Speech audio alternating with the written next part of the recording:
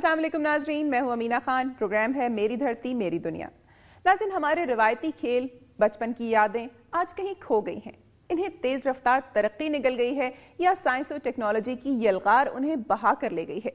اس کے باوجود آج بھی کئی ذہنوں میں وہ روایتی کھیل موجود ہیں جو ان کی خوشگوار یادوں کا حصہ ہیں۔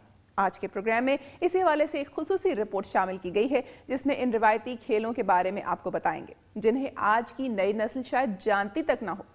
اس کے علاوہ تعلیم، صحت اور دیگر شعبوں میں عوام کو درپیش مسائل کو بھی پروگرام کا حصہ بنایا گیا ہے، جبکہ امن و امان کی صورتحال پر بھی ہماری نظر رہے گی۔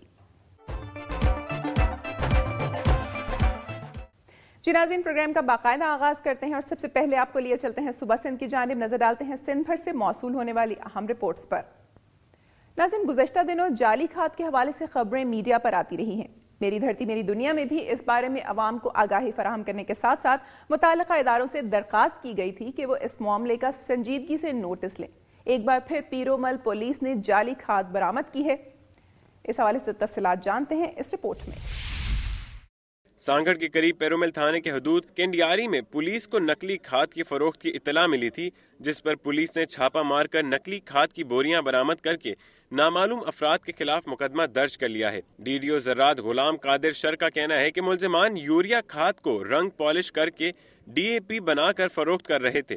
ان کا کہنا ہے کہ پنجاب اور سندھ میں بعض مقامات پر نقلی ڈی اے پی تیار کی جاتی ہے اور 1000 روپے کی یوریا کی بوری کو رنگ کر کے 3000 روپے میں بیچا جاتا ہے۔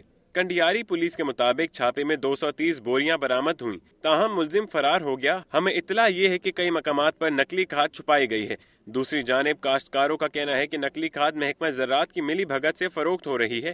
کمیشن نہ دینے پر پولیس کے ساتھ چھاپہ مارا گیا ہے، مگر محکمہ زراعت کا عملہ کھاد فروخت کرنے والوں کے نام اور دکان ظاہر نہیں کر رہے۔ ناظرین، ایک جانب سیلاب سے متاثرہ کاشتکار مالی بحران کا شکار ہیں تو دوسری جانب جعلی کھاد کی دستیابی سے نہ صرف ان کی مشکلات میں اضافہ ہوگا بلکہ اس سے زرعی پیداوار متاثر ہونے کا بھی خدشہ ہے۔ ایسی صورتحال میں متعلقہ محکموں کی ذمہ داری ہے کہ وہ ایسے عناصر پر کڑی نگاہ رکھیں جو ملک کی زراعت کو نقصان پہنچانا چاہتے ہیں۔ امید ہے کہ جس طرح پولیس نے جعلی کھاد کے خلاف کارروائی کی ہے، یہ عمل جاری رہے گا۔ اور ناظرین، اب ایک نظر میں جائزہ لیں گے صوبہ سندھ کی چند خبروں کا۔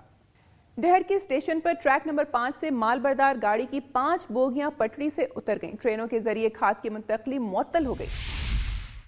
مال بردار گاڑی اینگرو فرٹیلائزر سے ڈیرہ اللہ یار جا رہی تھی کہ ڈھر کی اسٹیشن پر خستہ حال پٹریاں زیادہ وزن برداشت نہ کر سکیں اور اس کے سلپر ٹوٹ گئے اور مال بردار گاڑی کی 5 بوگیاں پٹری سے اتر گئیں۔ ریلوے انتظامیہ کا کہنا ہے کہ ٹرین کی پٹری خستہ حال ہونے کے باعث ٹرین پٹری سے اتری ہے۔ ٹریک نمبر 5 کی بحالی کا کام جاری ہے، جلد ہی ٹریک بحال کر دیا جائے گا۔ غوث پور کے قریب پولیس موبائل کو راستہ نہ دینے پر پولیس اہلکاروں کا ڈرائیور پر تشدد۔ ڈرائیور پر پولیس تشدد کے خلاف ڈرائیوروں نے احتجاجاً گاڑیاں انڈس ہائی وے پر کھڑی کر کے ٹریفک روک دی، جس سے گاڑیوں کی میلوں لمبی لائنیں لگ گئیں۔ مظاہرین نے 6 گھنٹے تک مظاہرہ کیا اور پولیس کے خلاف نعرے بازی کی۔ ڈرائیوروں کے احتجاج سے مسافروں کو شدید پریشانی کا سامنا کرنا پڑا۔ ڈرائیوروں کے احتجاج کے بعد تشدد کے مرتکب ایس ایچ او سمیت 4 پولیس اہلکاروں کے خلاف مقدمہ درج کر لیا گیا ہے، جبکہ زخمی ٹرک ڈرائیور بدستور بے ہوشی کی حالت میں ہے اور اسے تشویشناک حالت میں لاڑکانہ اسپتال منتقل کر دیا گیا ہے۔ ناظرین، یہ تھی صوبہ سندھ کی صورتحال۔ آپ کو لیے چلتے ہیں صوبہ بلوچستان کی جانب، نظر ڈالتے ہیں بلوچستان بھر سے موصول ہونے والی رپورٹس پر۔ بولان کی تحصیل میں بااثر افراد کی سرپرستی میں سیلاب سے متاثرہ افراد کے لیے لایا جانے والا سامان کھلے عام بازاروں میں فروخت کیا جا رہا ہے۔ اس حوالے سے دیکھتے ہیں مشتاق کلوڑ کی یہ رپورٹ۔ ضلع بولان میں متاثرین سیلاب کی مدد کے لیے لایا جانے والا سامان بھاگ ناڑی بازار میں فروخت کیا جا رہا ہے۔ مختلف ممالک اور مخیر حضرات کی جانب سے متاثرین سیلاب کی مدد کے لیے بھیجے گئے برتن اور پلاسٹک شیٹس اور دیگر اشیاء مستحق افراد کو نہیں مل سکیں۔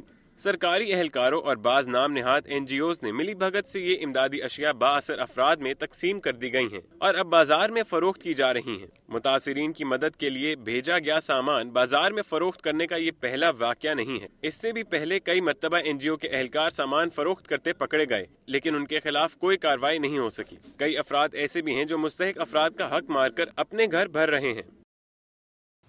ناظرین، خیبر پختونخوا کے بعد اب بلوچستان میں بھی سیلاب سے متاثرہ افراد کی امداد کے لیے لائے جانے والے سامان کی بازار میں کھلے عام فروخت کی اطلاعات موصول ہو رہی ہیں۔ جیسا کہ آپ نے اس رپورٹ میں ملاحظہ کیا کہ کس طرح دیدہ دلیری سے سیلاب متاثرین کا سامان بازار میں فروخت کیا جا رہا ہے۔ اس سے واضح ہوتا ہے کہ ان لوگوں کو بااثر افراد کی سرپرستی حاصل ہے، جبکہ دوسری جانب سیلاب سے متاثر افراد 7 ماہ کا عرصہ گزر جانے کے باوجود امداد سے محروم اور احتجاج کرتے نظر آتے ہیں۔ ارباب اختیار کو چاہیے کہ وہ ایسے عناصر کی بیخ کنی کریں جو امدادی سامان بھی ہڑپ کر رہے ہیں، اور اس امدادی سامان کو مستحقین تک پہنچانے کا بندوبست بھی کریں تاکہ سیلاب متاثرین کی کچھ تو داد رسی ہو سکے۔ اور اب ایک بریک کے بعد ملاحظہ کیجیے۔